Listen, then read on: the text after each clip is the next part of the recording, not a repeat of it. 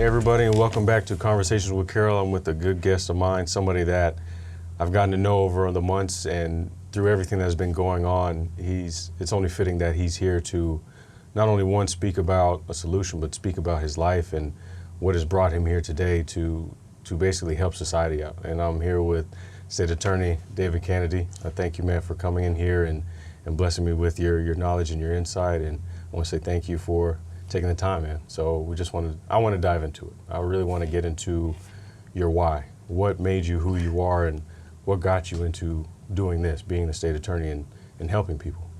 Well, first off, thank you. And thank you for even considering me to sit down with you. Man, we met during my campaign for state attorney when I was running here in Broward County. And what I like is that you weren't sold initially. You're like, all right, I'll sit down with you, have a conversation, but that doesn't mean anything. And then you watched the journey, and then later on you said, you know what, I do support. I support because I'm watching you grow in your message, especially in a field of 8 people. How does it resonate with the community? Does it have legs, and is it real, and is it honest? And we tried to run a campaign, and I believe we did run a campaign where it was honest, and we spoke about things that led to criminality, but also dealt with the economics of a community and the intersection between really America and the ills of our community as a whole, not just black folks, not just brown folks, not just white folks, everybody within the community. So the reason why I wanted to run for state attorney was because I wanted to help our community, period, end of story. People were asking me to run for different things, judge and school board, but I thought I could do the best work as a state attorney. And as a prosecutor, and that's what it is, the state attorney is the prosecutor for the community. You are the person bringing the charges, you're the person determining if somebody, really making the decision if they are a criminal or they're just somebody that had a bad day. Yeah, exactly. And really, when it comes to prosecution, you want to prosecute the case, not persecute the individual, which means that we're looking at the case. We're not throwing the book at you because we can't throw the book at you. Things like that. And these are not just for here in Broward and South Florida that we've had issues with, but throughout the country. And we can see that with situations like George Floyd or Breonna Taylor or anybody else that has gone through the system. So the why is because I want to help our community as a whole.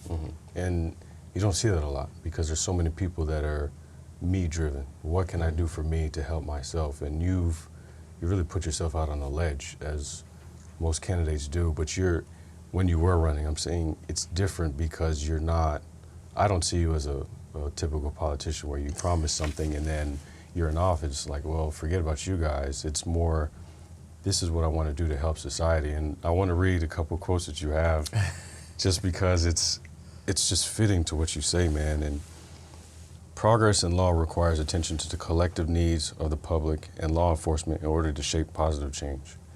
And I believe what you are doing, I don't even remember saying that, man. You don't remember saying that? You got it, it's you, I'm telling you. But that right there, for me, shows that it's deeper than just you trying to win. It's you actually fighting for the person's rights, which you're saying, instead of just looking at the person individually and what might have happened, whether it was a bad day or bad situation, you're looking at the case as a whole. What was the setting, what was going on, what led up to this? And you look at it from that way, where a lot of people really don't.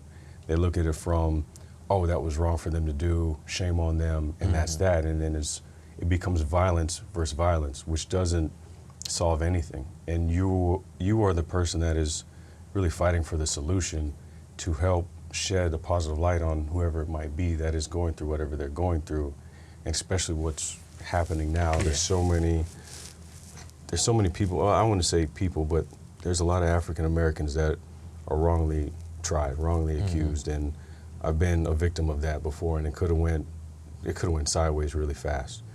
But there's some people that luck is not always on their side, and they end up in a bad situation, end up incarcerated, their life derails for whatever reason, and now you have to step in and help them with that.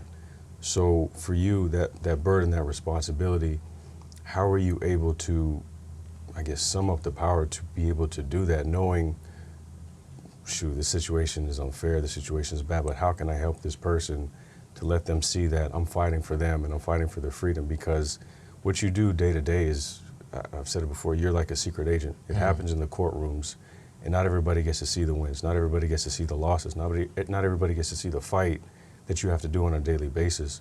So for you, where do you get that encouragement? Where do you get that power? Where do you get that will and that discipline to fight for the underdog that doesn't have help from everybody else or somebody else? I think part of it comes from life experience. And my journey is not dissimilar to a lot of Black folks and African Americans. And even in the state attorney's office right now in Broward County, there's 225 attorneys. About 8 of us are Black males, which means that a large swath of us, of the 225, do not have a similar experience.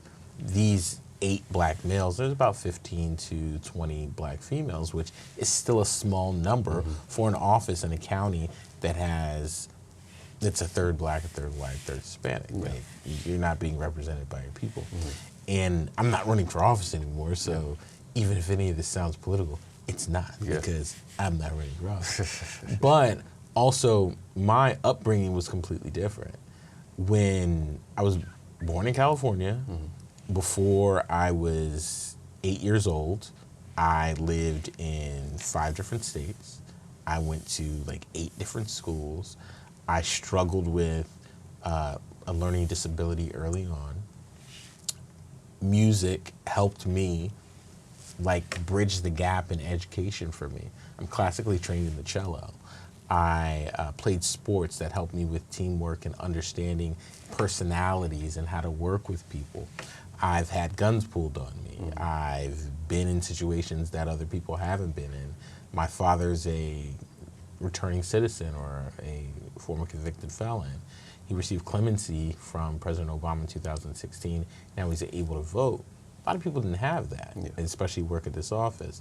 He's a recovering drug addict, so once you are an addict, you always are an addict. So in dealing with a drug addiction, when I became a felony attorney, I turned to him. I turned to my uncles who had dealt with these issues and said, how did you break free? There's a former basketball player in Palm Beach. His name is Jason Williams. And he opened up a clinic called the Rebound Clinic. And I even asked him, how did you get to where you are now? Because he struggled with a lot of those issues when he was younger and also had a lot of legal problems while he was in the league as well. This is a Duke, Jason Williams? We're talking about, he played for the Nets. He played for, not Duke, Jason Williams. Oh, I thought it was not that White one. Chocolate. Okay. No. Okay. It's at one point he was the highest paid player in the NBA. And I think it's Jay. I think I know you're talking about. Okay. Yeah. And he had a pretty famous case where he ended up shooting, or his driver ended up getting shot and passed away. Okay. And he was the shooter, but didn't something come out in 2017 about this, or 16? Like recent. This was like. Yeah, he started the Rebound Institute back in 2016, 2017, and it's grown and it's great. Yeah. And there are other places like these guys, not the Stones. What are they? I can't believe that they're Aerosmith. Whoops. Aerosmith. I believe that they have a drug rehabilitation clinic in Fort Lauderdale. Oh, wow. So there's a lot. This area is rich with resources and areas for people to get help from people who've been through things. But me, growing up how I grew up, and then being able to work in the for the Obama campaign, in the administration, in the U.S. Senate, in the Florida Supreme Court, and now as a prosecutor in Broward County, it allows me to see things completely different. I tell people all the time, most of your prosecutors come from getting A's and graduating from high school and getting A's and B's, graduating from undergrad, getting A's and B's, going to law school and going to a good school and saying, hey, they get their first C in law school, and they're like, oh my gosh, I got my first C. And they graduate with a B and C. And they never really had to work in high school to get to college. They never had to work in college to get to law school. Just given to them. Because they were just smart, book smart. But then they become a prosecutor, and they were a BC student, that's fine. And now someone's life is literally in their hands, but they don't understand it. They see a number on a piece of paper and say, well, that's what the number says, so let's go with that. So what has propelled me and what makes it a little different is that I can understand. I'm also a former athlete like yourself. Never went to the NFL, never went to the NBA, so I didn't make it to those heights. But being around, and we've spoken about this, being around these high quality athletes, you understand and you see what is given to some of them. And how their life is very insular. And I've been around a lot of folks in the music industry too. Very similar. A lot of things are given to them. Some people have to work hard. Some people are just naturally talented and they don't. So when their careers are over or they're in their twilight, they're trying to figure things out, there are circumstances sometimes that affect that, that they react differently than other folks. So again, are you just a bad person or did you have a bad day? And if you had a couple strings of bad days, all right, maybe we need to do something. Maybe it's substance abuse related. Maybe it's mental health. Maybe you need to sit down for a second. And after you sit down, then we can help you get out of your situation because now you sat for a second, you had an opportunity to think about it, and then we move forward. And just because you can get 30 years in prison, does that mean we give you 30 years in prison? Does the situation dictate that? Just because it says you get 5 years or 4 years or even 2 years. Maybe it's 30 days, maybe it's 90 days in county jail. Maybe it's 2 years, maybe it's the actual 5 years. But even still, only 1% of our total society stays in jail or prison for the rest of their life. So that means 99% of people are leaving and they're going to be re-injected into society. So if you're going to be re-injected into society, that means that you need to either come out with a changed mind or a skill set that allows you to thrive. And if we don't provide that for you as a criminal justice system, at least the opportunity to take advantage of new skills and having a change of mind, what are we doing?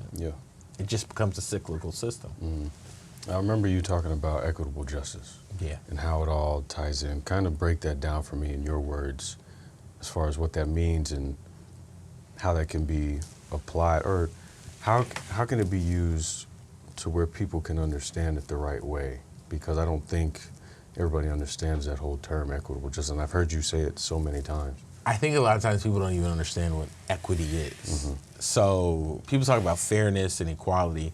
Let's get this straight. Life ain't fair. If you've lived life long enough, you know life ain't fair. Exactly. So let's not get hung up on fairness because it's not going to be fair. Inequality. Everyone's not equal. Some people are taller than others. Some people run faster than others. Some people were born into situations that you're not born into. I think there's a study that says some people, they compare it to baseball. Some people start on third base, some people start on first base, some people start at the batter's box. And then my journey is different than yours. Equity means, all right, what are we going to provide, or not even provide, what can we do within the criminal justice space specifically that allows us to apply justice or apply the laws to the individuals based on the individual circumstances within the case. So a first-degree felony. In the state of Florida, first-degree felony, you can get 30 years. Okay, that's the maximum, unless there are aggravating circumstances, which means that you can get life, okay? Because you're a repeat offender or something like that. So just because it says you can get 30 years, what are the circumstances surrounding that? So here's a specific case. You get into an argument with your boy, or you get in an argument with somebody, and I've seen this in college, You get into an argument, they go get in the passenger seat of a car because they're like, I don't want to deal with this. So you pushed them or whatever happened. And you reach in the car and you punch them in the face. Okay, I just hit you. All I did was hit you. Yeah. No. In the state of Florida, that is considered a first-degree felony. That's called a burglary battery. Yeah. You burglarize their car by breaching the window into the car, so that is now a burglary with intent to commit a crime. The crime is a battery, and the battery is the punch. So now we're looking at a first-degree felony, okay? Up to 30 years. That's talking about having a bad day. That's a bad day. Yeah. I'm pretty sure you've known someone that punched somebody sitting in a car, okay? Of course, yeah. So in the same respect, you say it's a family event, or let's say it's Thanksgiving or something, all right? Someone gets a little too inebriated, you're like, get out of here, and the family gets into an argument, or maybe it's a funeral or some gathering. They come back and they try to get in, they say no, and then they open the door, they punch somebody in the face. Yeah. That's a burglary dwelling battery, okay? That's a first-degree felony. Now, in a situation like that with your family, families I don't like, and I've been taught by very smart people, family situations should really remain in the family. You don't want this stuff coming to court. Nobody wins at the end of the day. Yeah. Nobody wins. Unless it's a domestic violence situation or something that really has, where the law enforcement really needs to intervene. Two family members hashing their family issues out in the middle of court on the record isn't something that is going to heal the family. Exactly. That's what you want to ultimately get to, is healing of the family. So when we talk about equitable justice, should we really be prosecuting people for first-degree felonies on familial issues that can be dealt with in a more humane way, or way deal with it at the house? At the house, with counseling, with whatever. But it doesn't necessarily need to be within the criminal justice system. It could be about money. But does that money, do these monetary issues need to be dealt with in the criminal system or the civil system? We need to make smarter decisions within the criminal justice system.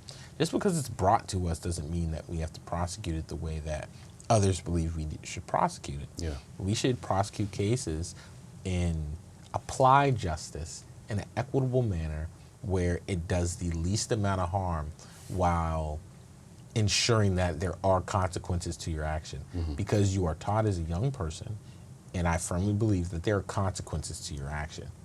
But how severe do these consequences need to be? Okay? They could still be life affirming.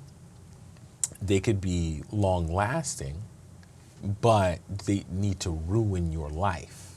And those are the differences. Like, I could convict you as a felon and it affects you for the rest of your life. Affects you getting licenses, affects you voting, affects you getting a job. You could be convicted for a grand theft in 1992 and still not get a job in 2020. It's crazy. Because you could be completely rehabilitated by then, even after a year, and still people look at you as this felon or somebody that's a burglar, whatever. You have that label on you for the rest of your life. And you've seen, well, I've seen movies, I've seen people where they're trying to survive because they have this label on them that's just, like you said, a bad day. And it's just all of a sudden that whole label's tagged on you for the rest of your life, and they're fighting that constantly. And it gets to a point where they can no longer fight. They no longer have that will to keep going because so many people just see them as negative. And I know I want to bring it back to family because your father was somebody that was in a similar situation. You had to witness that and saw that. How was that for you growing up and seeing that process and how your father is now today? How has that whole just life been for you, seeing that then and to now? It's interesting. We live in a generation now where we feel as though co-parenting is the way. And the divorce rate in our country has risen. And I was raised in a home where I had a father and a mother, and there were tensions. There was tension a lot of times. I talked to my mom recently I was like, Mom, you had to be a strong woman to be in a relationship with a man early. I think they got together when they were in their 20s. Wow. Then he develops a drug problem. Then he gets convicted. You got 3 kids with the man at the time. The feds come in, and you're still with him to this day. She's like, yeah, we've been through some things. That's love right there. That's love right there. Gosh. And she said, it was a part, you guys, making sure that we had a stable family, and you had both parents in your life. But the other part is that I can't throw the baby out with the bathwater. I know who he is as a man, and I understand that there are mistakes that happen. So I'm going to help him through this. And it was with, she likes to say, the grace of God and him building that trust back with her to make that happen. And I think that example starts with my mother, and then it grows to my father. So it started with my mother really explaining that and being that rock. And I've said this to her and other women, that black women in particular, because I'm black, I grew up in a black community, I would not be where I am without them. Yeah. They have uplifted me and gave me the ability to be where I'm at right now. But then seeing my father as an example of what to do and what not to do is extremely important as well. And it has informed me through my career, my drive. At age 17, I started a business. Grew to be an $11 million business in 5 years. Impressive. I was a paper boy. Literally, I was a paper boy.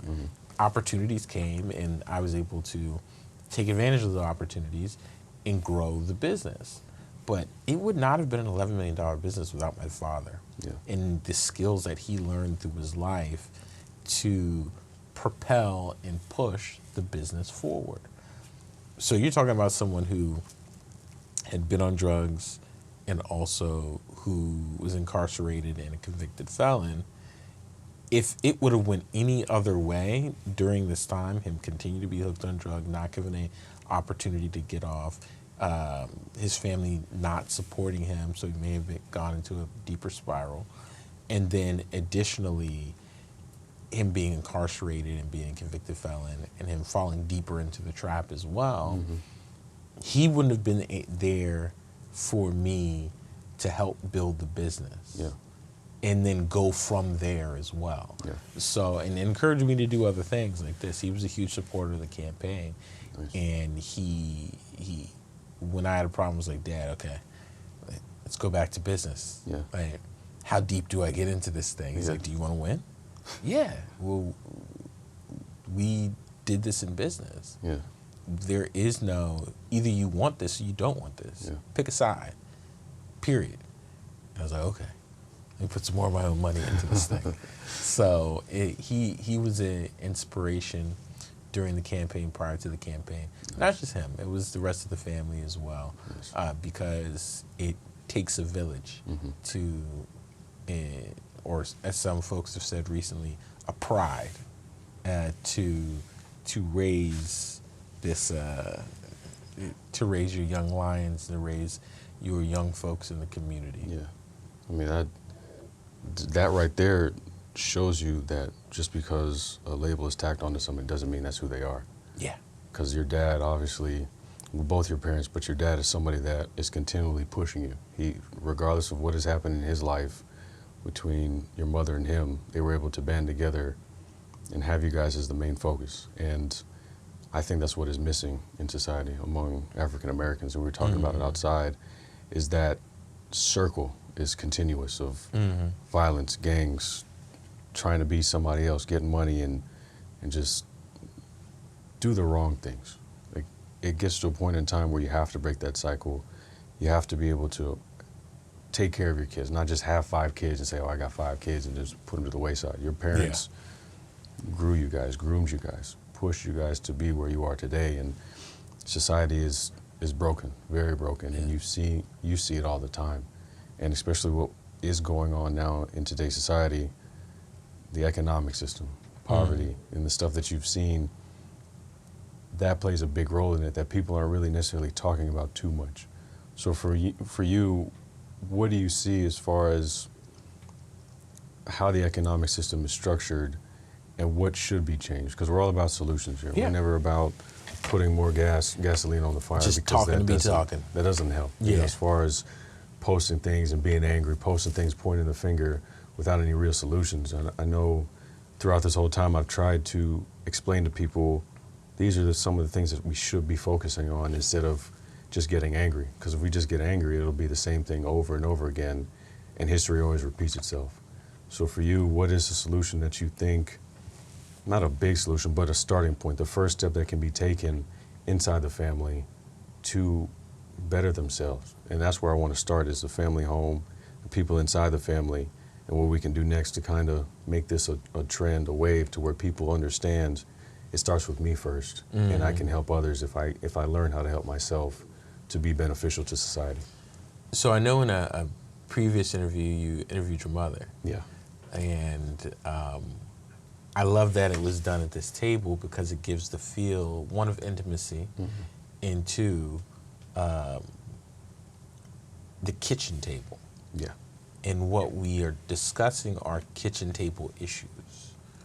And coming from the DC area and coming down here, which is one of the furthest points that you can get from like DC, or I think it's the furthest point in, I think, down in the Keys in America. That's probably as far as you can get. Yeah, as far as you can get.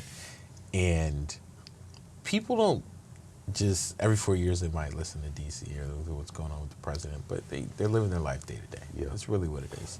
So these kitchen table issues are extremely important. So what we're talking about is, how am I going to put food on the table?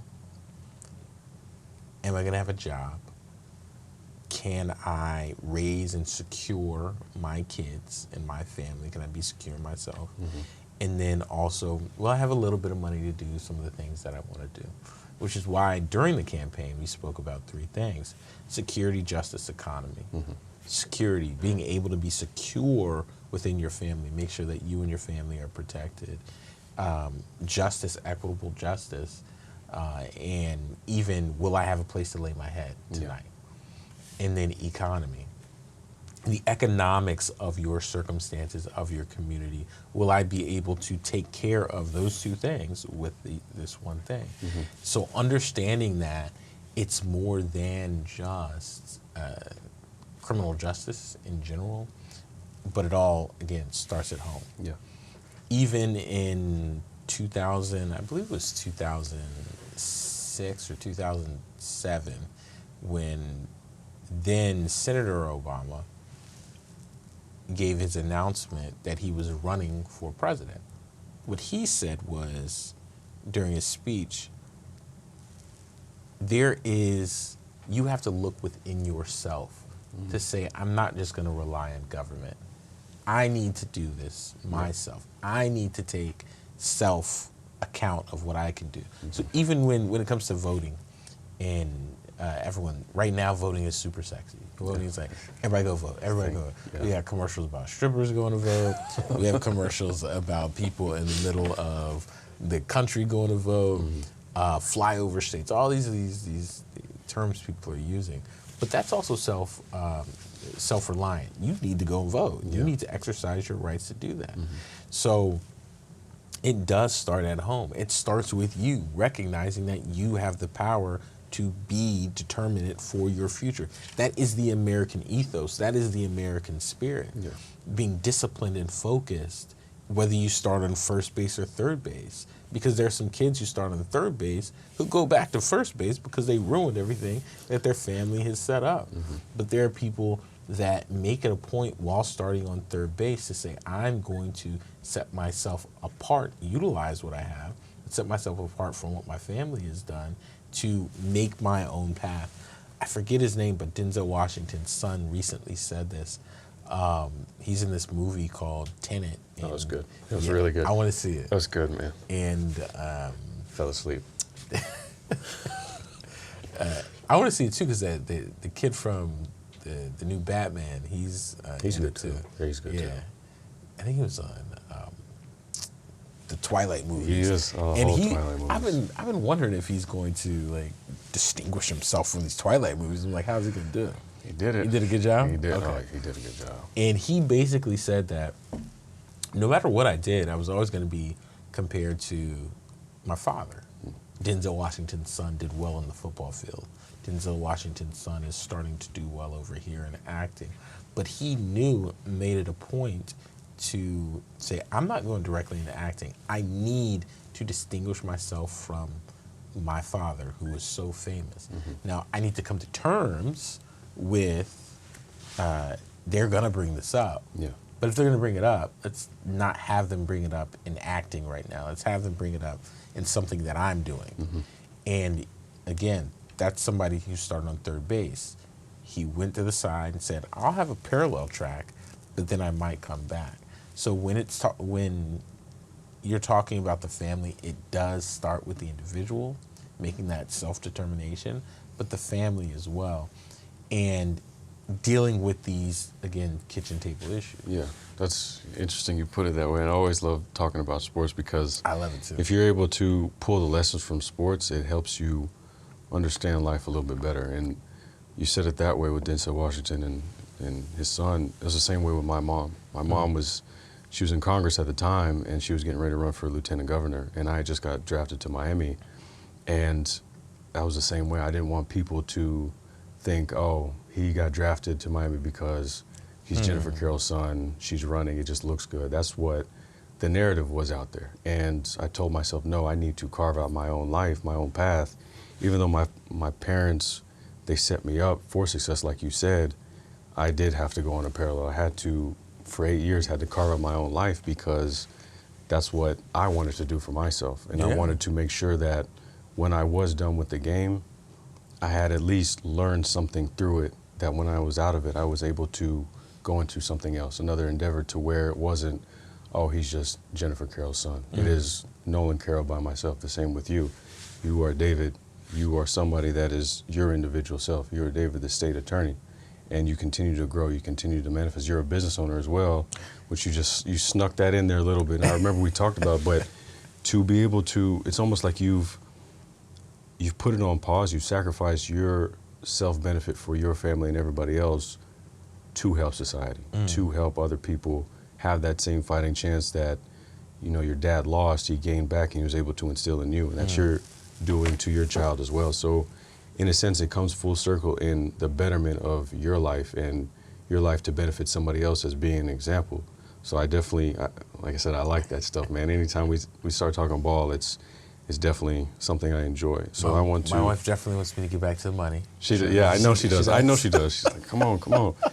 But for, honestly, I think what you're doing, you're sacrificing yourself. You're sacrificing your time. You're sacrificing your energy to fight for, it could be one person that you save, that one life that you deter from having 30 years. They get 30 days. That's a win, you know, because you've definitely, you've helped them. You've shown them that there's somebody out there that does care about you, that does value your life and wants to see you succeed. And with everything that is going on now, I think a lot of people abuse their power. A lot of people abuse their privilege. A lot of people take it a step further. And I'm really referring to the cops that are out there, the bad cops specifically, and what has been going on and the type of injustice that it has been going on, because not everybody is forthcoming as far as the negativity that is associated with bad cops and is making cops in general look bad. It's like a football player that has that one guy in the group that just always loves to party, is not as educated, not as intelligent, does dumb stuff all the time. Well, guess what? Other football players are going to get the same bad rap as being just like that one person, which isn't fair. And I think with what's going on, there's a lot of bad cops out there, and there's good cops that are getting the bad rap. And I'm thinking, my point of view on it is, the good cops have to start taking ownership. They have to start getting brave. They have to, in a sense, they have to start growing some balls and start telling on the bad guys that are giving them a bad name, because they're the ones that are going out to really protect and serve. Like, what's on their badge is what they mean. And for them to go out and have to fight against people that don't see them the same way, how they honor that badge, what do you think has to be done, and what do you think should be done? Not only one, for the good guys to, I don't want to say tell, but find a solution to getting that done? And then what do you tell, basically, what do you do with the bad guys that are out there that aren't getting, that are just getting slaps on the wrist, suspensions, and they're coming back onto the force? Well, I definitely had to take a sip of water before we me spoke too. about That was a big one, yeah. Because when you talk about solutions, it's a serious issue. Yeah. It's a serious issue that does need solutions. There are a lot of safeguards that are put in place to ensure that police officers in particular are not singled out. Police officers' Bill of Rights, which many states have within their constitution, which essentially allow them not to be prosecuted in a way that other citizens are prosecuted. They have due process. Yeah. But I also like what you said about it's a team, and you have to take account of the individuals on your team that are not doing well. And in many ways, it's a family as well. So I don't typically like saying it's a family, it's a fraternity, these different things. But in every group, it doesn't matter if it's football, it's within your family, it's law enforcement, whatever.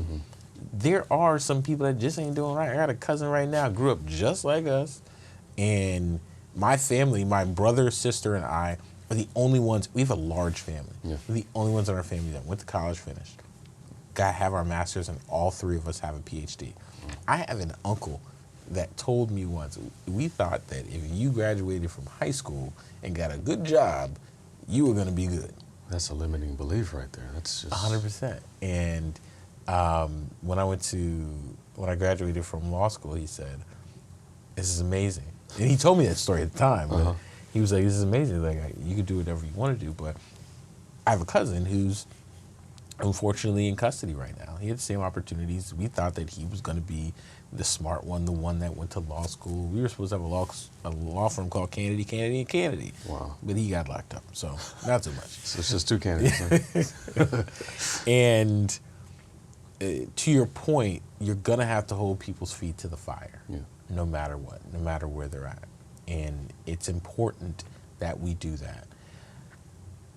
However, I like to say, and this isn't a cop-out answer, this is very serious. This is a problem with the criminal justice system. This isn't a problem with police officers. We created this mess, and it needs to be cleaned up as a system in and of itself.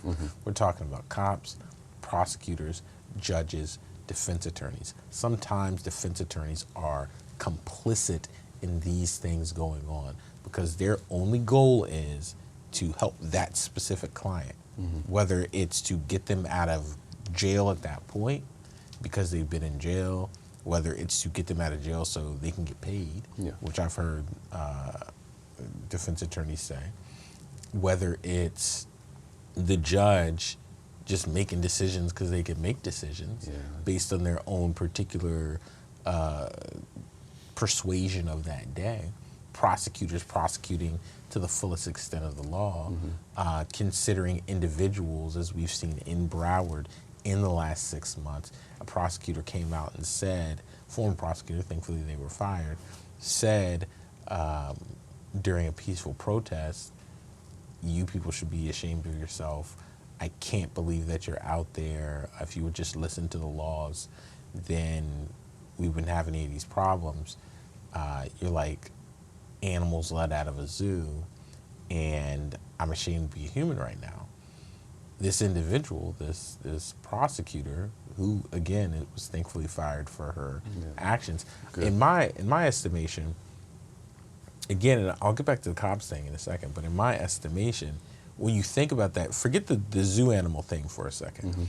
You are protecting and protecting victims and prosecuting individuals within a certain area, and now you're saying that if you were to just listen to the laws, if you were to just do this, then everything would be fine. That's the first problem. That you are now prejudging individuals before they even come to your courtroom.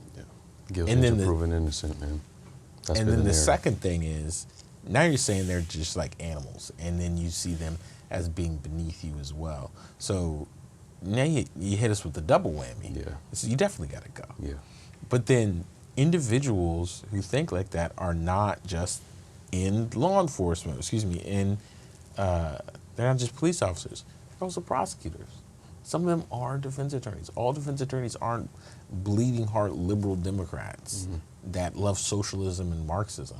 Some of them are conservative. Let's be very honest about that. So it's about rehauling the system, but also calling out individuals.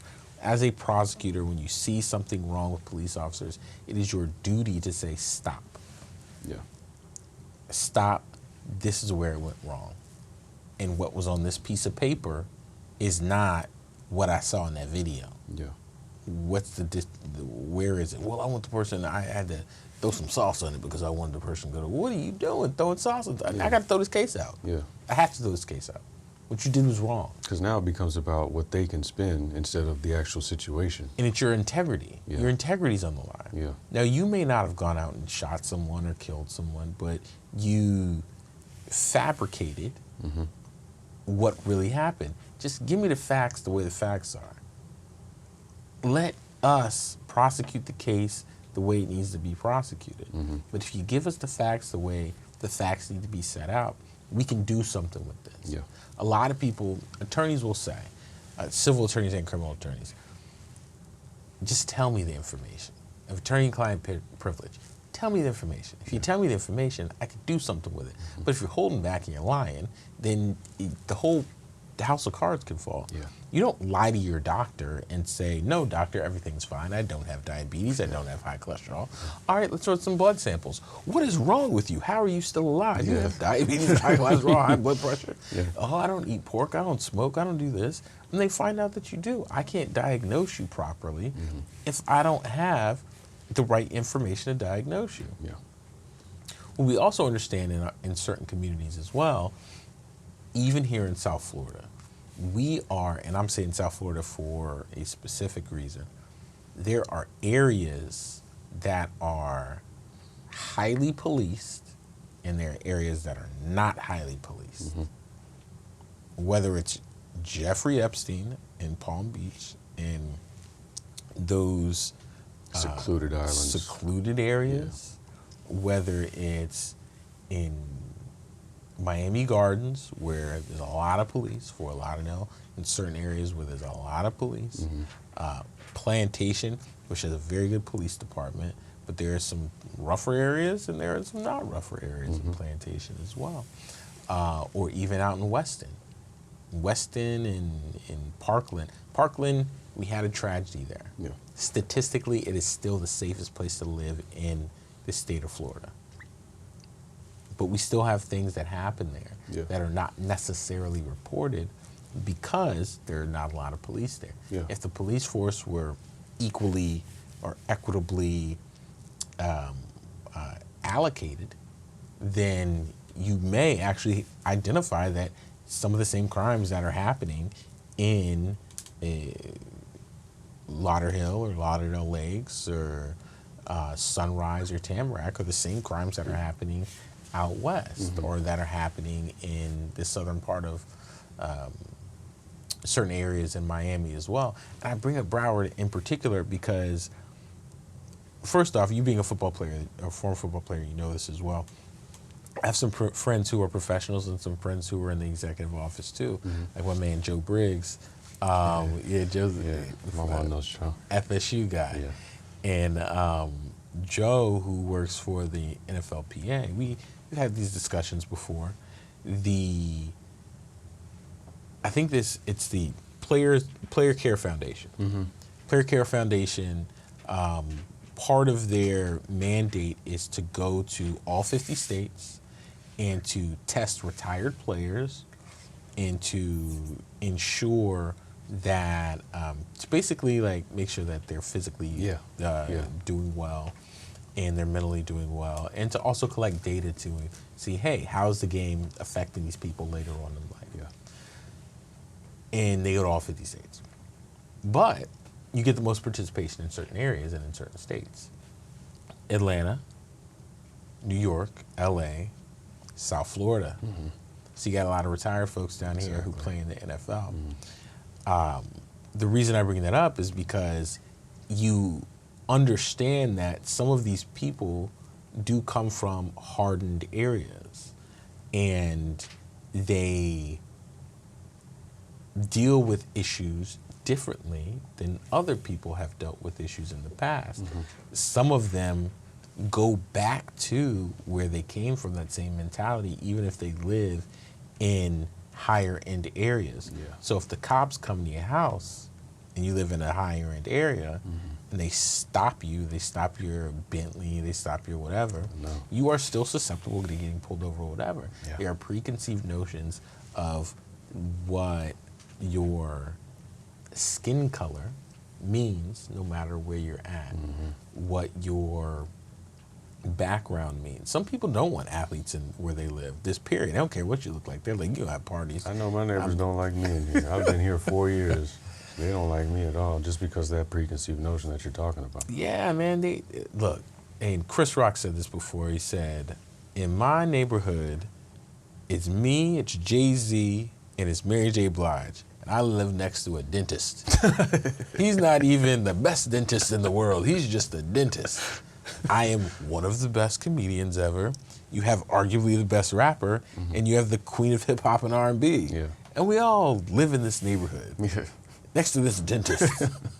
And that's the thing. Like, when it goes back to equitable justice and in understanding society differently than other people, when you allocate and execute and engage in the application of law, if you're not doing it with a mind of justice involved, then you run into issues that we have been running into in our society. So to come full circle back to what you were talking about with holding cops' feet to the fire, you do need to hold their feet to the fire. Huge advocate for that. You have to. Cops will come out, police officers will come out and say, we are the #1 people that hate bad police officers.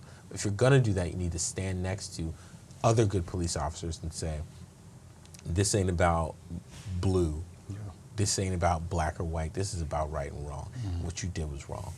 And we can't have that anymore. We had it for a season. That season is done. And prosecutors need to stand next to them and say, absolutely. We need to stop using things like grand juries in that process to only prosecute police officers, and let you use the power of the office to do the things that we need to do.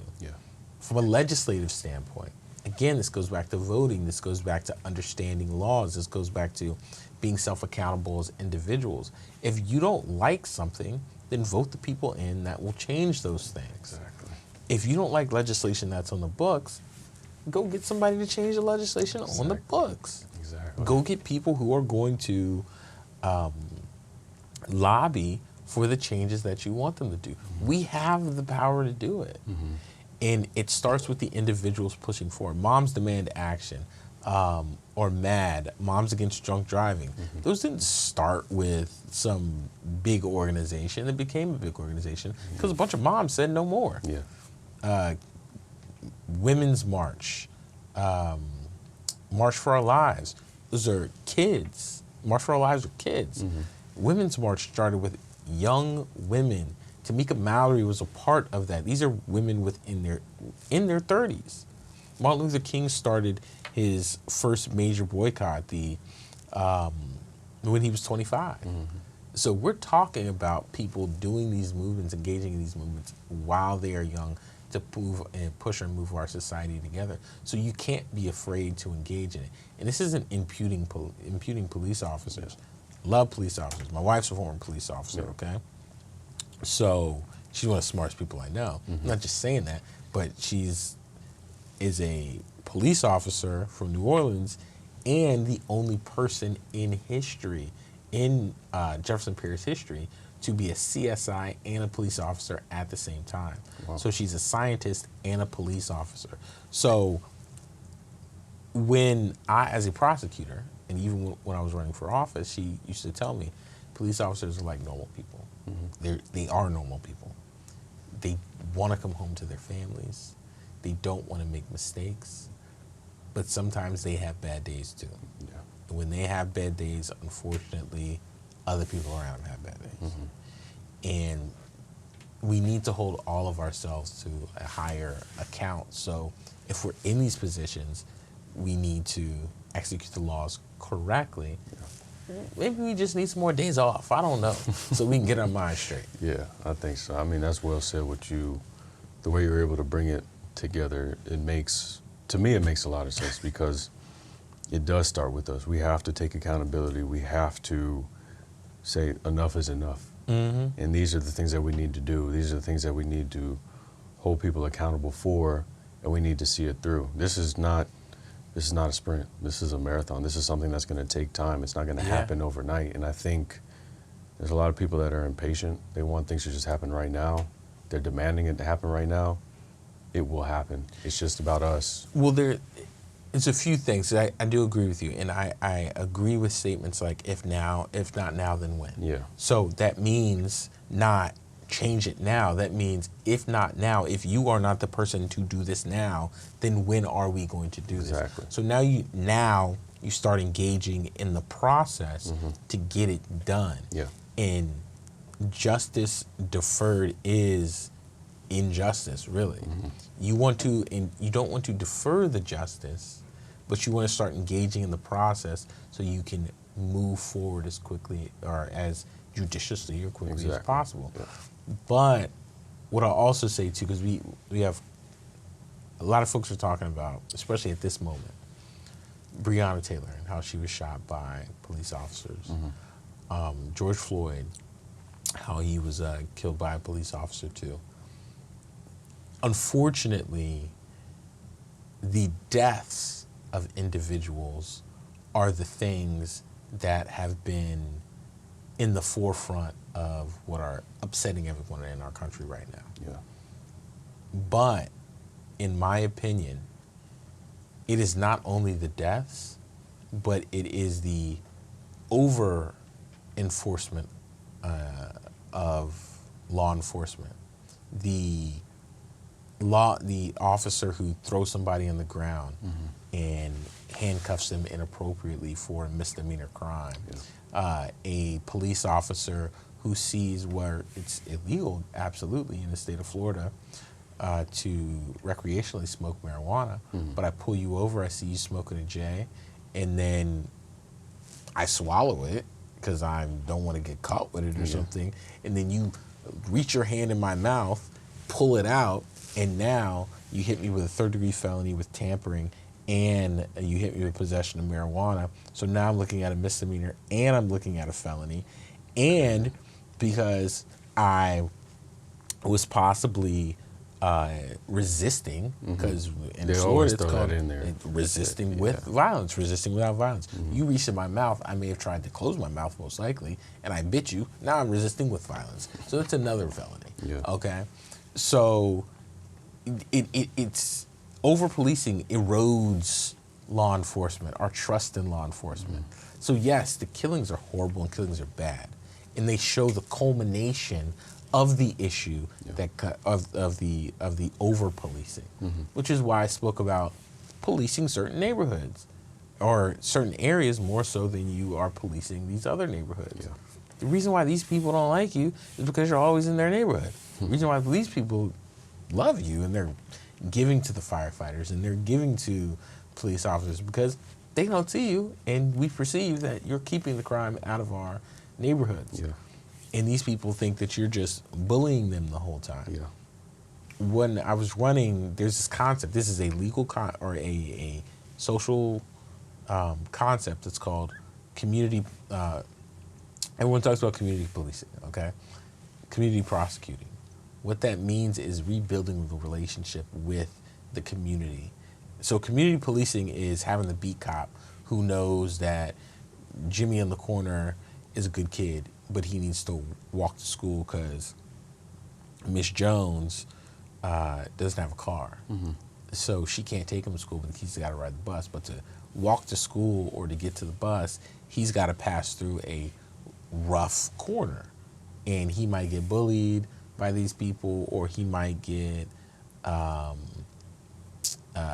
he may Somebody might influence them. Exactly. I was like going to say coerce, but influence you to do something you're not supposed to, or get into a gang or something like that.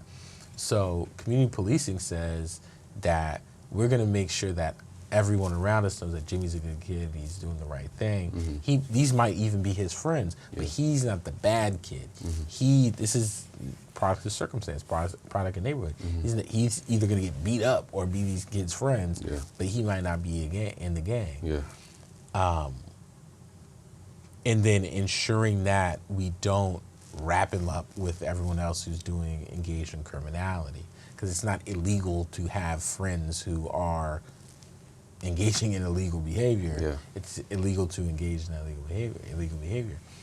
But what community prosecuting says is we are rebuilding the broken relationship that we have with our communities, because we have been over prosecuting people. What we're doing is engaging in going into the community and educating kids and educating the population on what prosecutors do and how they prosecute. And that's what I have been doing. That's what I continue to do. I've spoken to over 40 schools. It's really like 60 schools, but I don't tell people that too much because they're like, 60 schools? Yeah, 60 schools, high schools and middle schools in Broward County in South Florida within 2 years.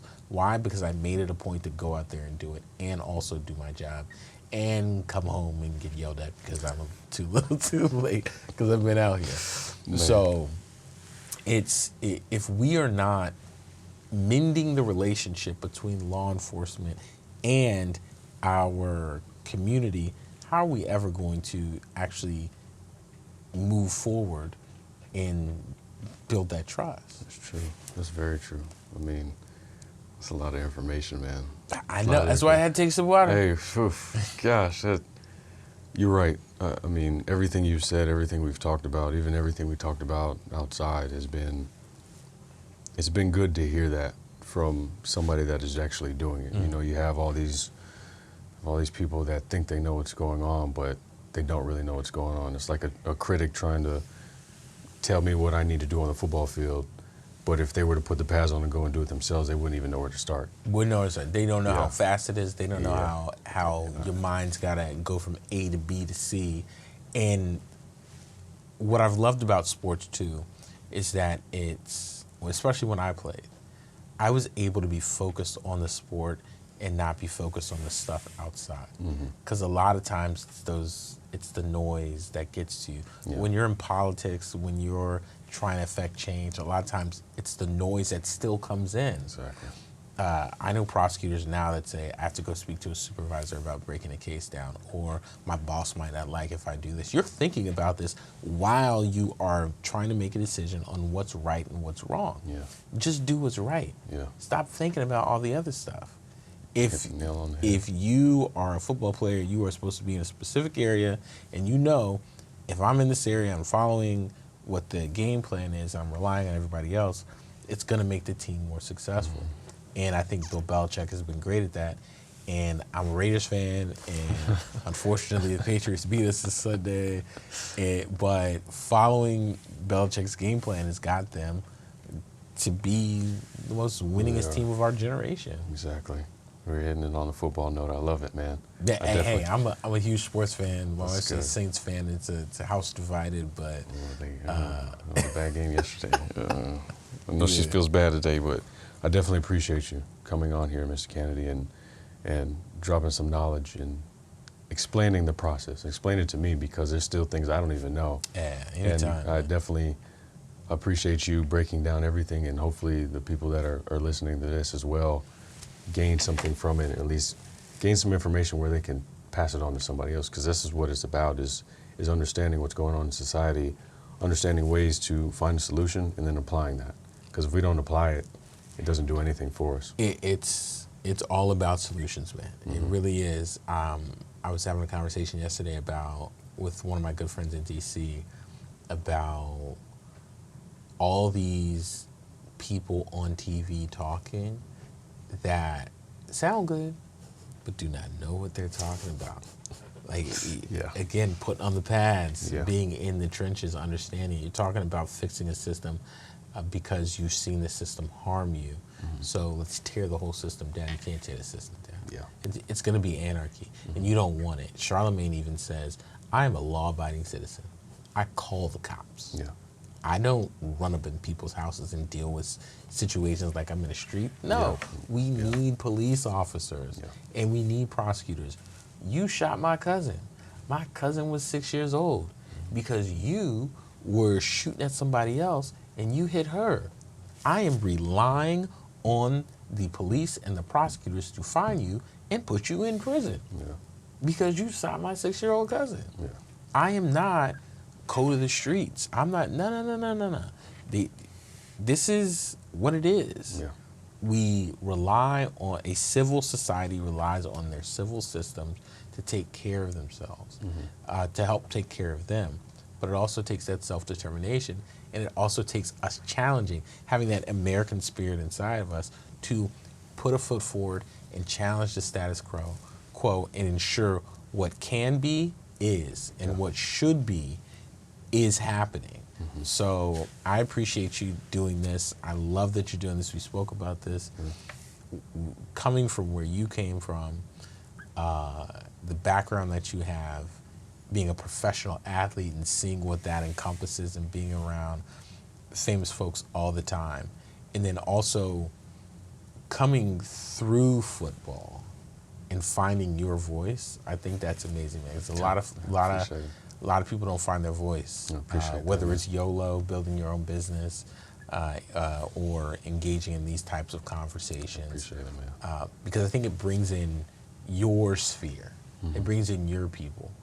And your folks, whether you're lifting weights on Instagram or hanging out with other great-looking people, as everyone wants to in America,